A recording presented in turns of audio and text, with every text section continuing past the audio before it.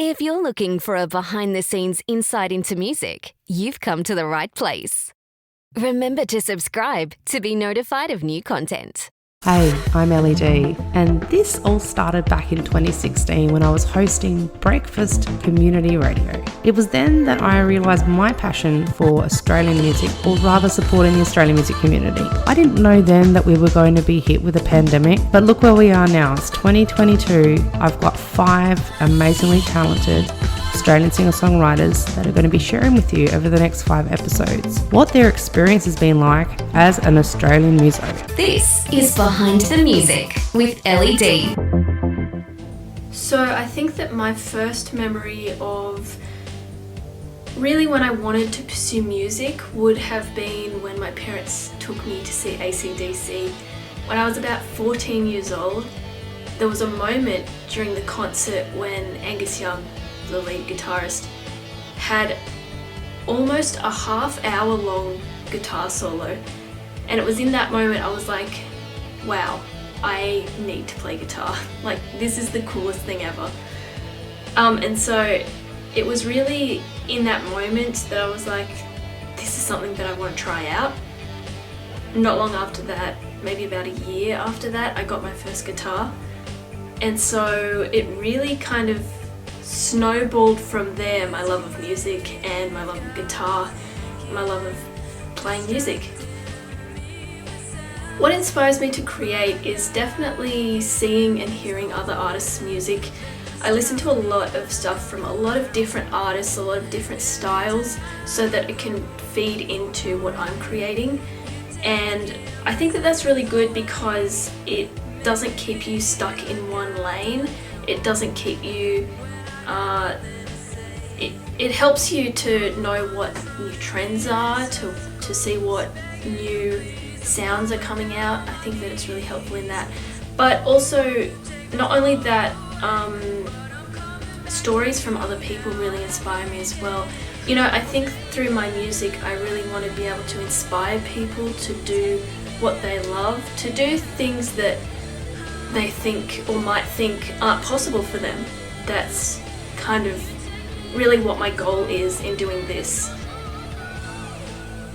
But also fashion and art really inspire me as well. So like if I see a picture of something or a jacket or a shirt and I'm thinking, wow, that's really cool, it's so cool that I want to write a song about it. Like, it sounds strange maybe, but sometimes I feel like these things are so cool that I want to put it out there in a different kind of format. I think that Michael Jackson did that with like his dance.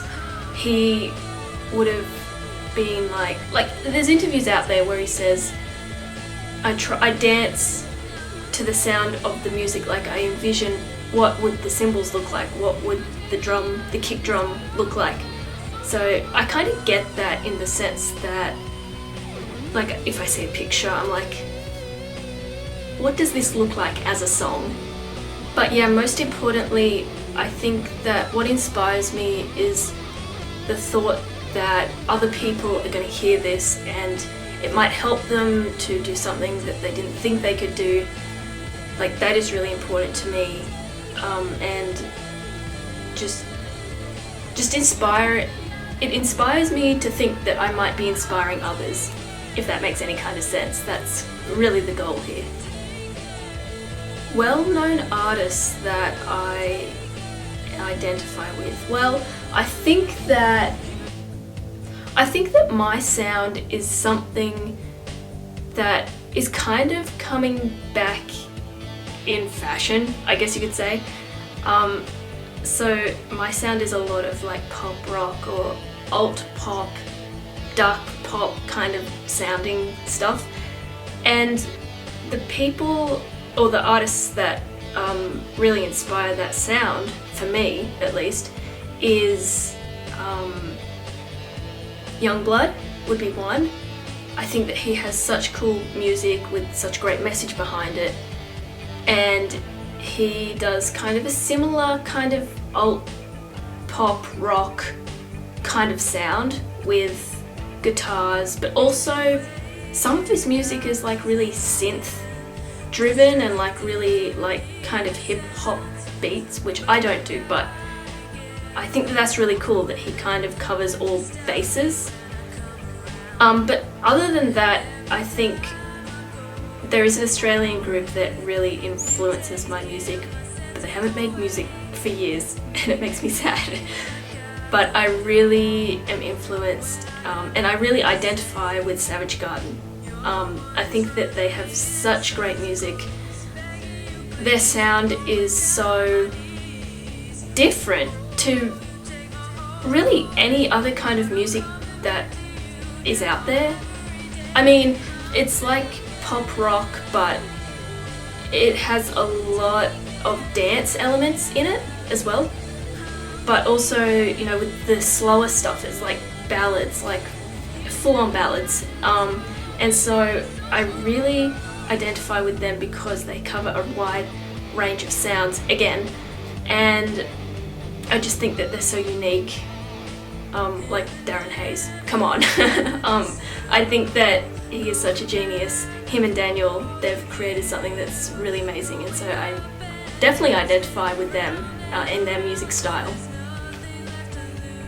110% the social media that has helped me is Instagram. There is no other like Instagram. I have met so many amazing artists, musicians, guitarists, pianists, singers, songwriters, all through Instagram in the past probably 1.5 years. And I've really connected with quite a few of them.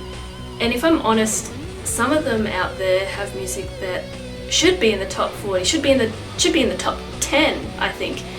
Like, there is some award-winning music out there that needs to be heard, honestly, that isn't being heard. So definitely Instagram. I've connected with so many great people there, and I've really I think that there is a community out there of small and independent artists that is willing to take on anyone who is within this industry. So if that's something that you want, I think that it's a great place to learn and to grow, because everyone's sharing their ideas, sharing their knowledge of the entertainment and music industry as a whole. So it's a really great place to be. But other than that, YouTube is a really great place, especially for learning how to play an instrument if you don't know how to play an instrument. Learning to produce, learning how to set up a recording studio, which is something that I've done during lockdown. So it's really a really great place on the internet. As they say, YouTube University. Oz Now Radio really means a lot to me.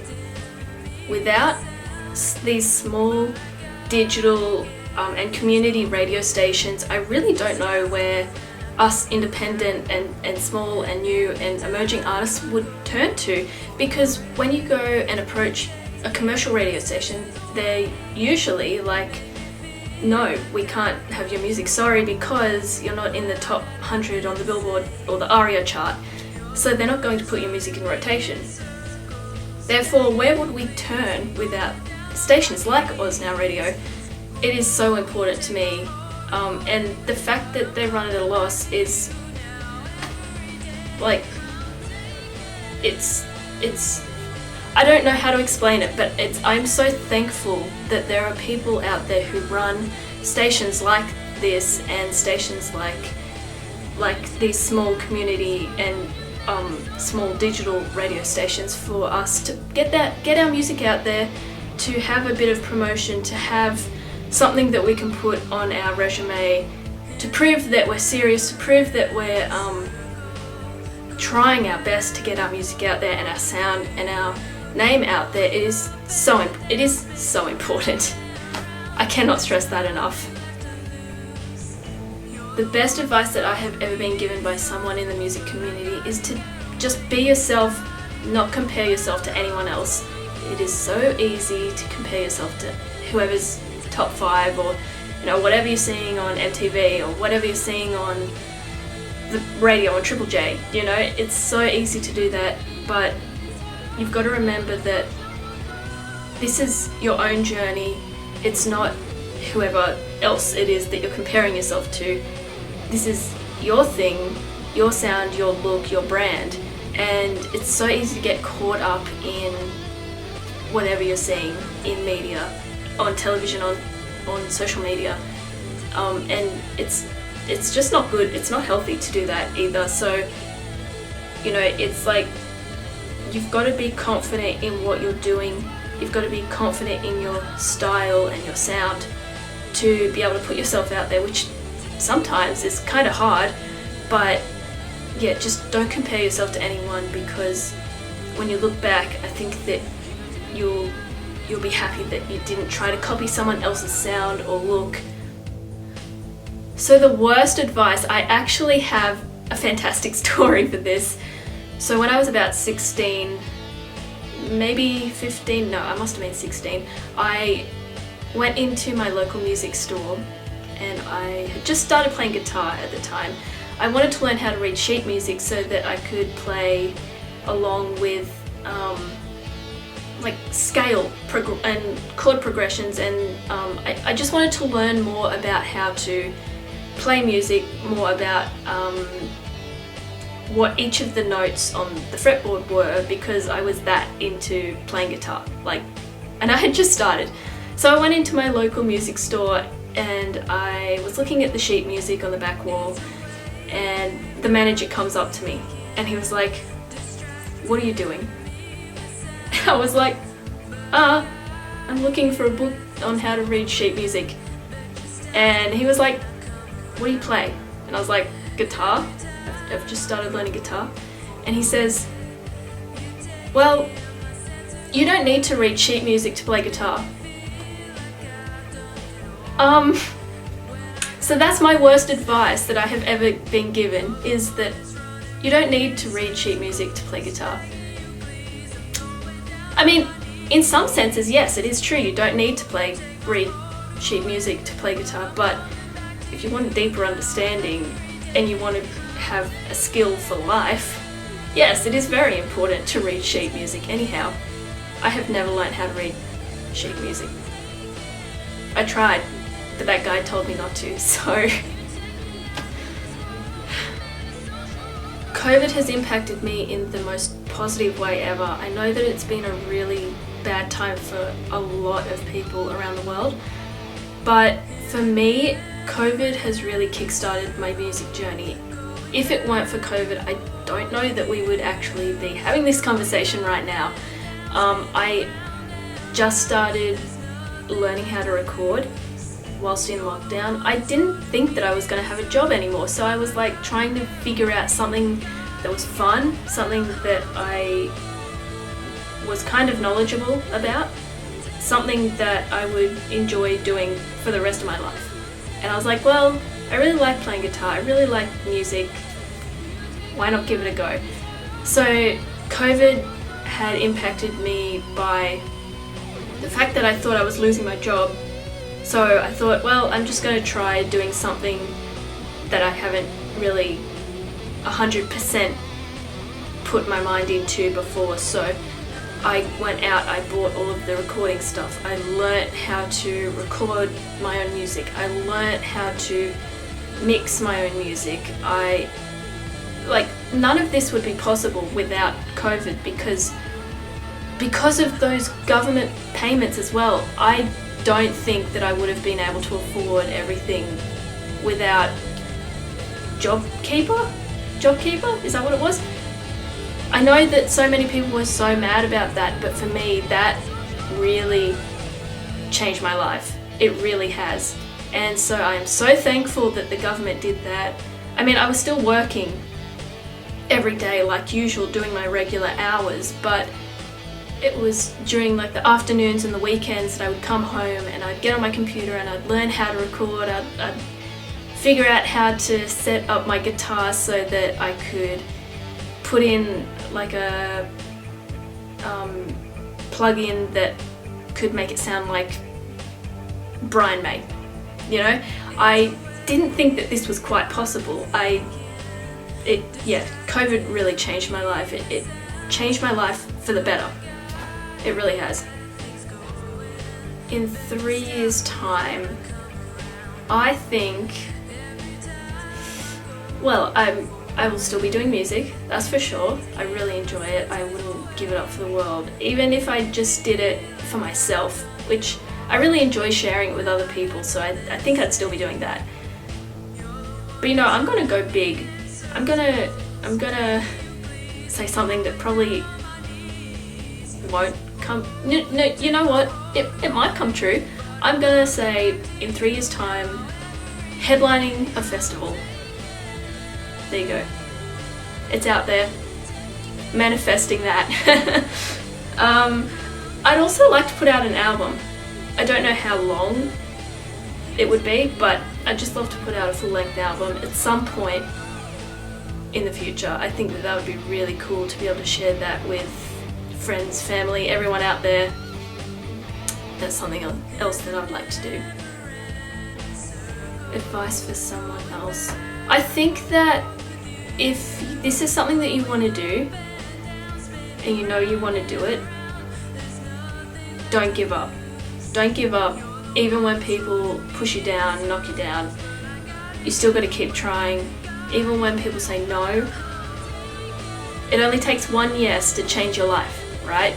So you can get no 10 times, but after that 10 times, if you chose to give up, you don't know that the next answer could have been a yes, and it could have been a record deal. It could have been a booking of a gig, you know? So I think just keep trying, keep going, don't give up, believe in yourself.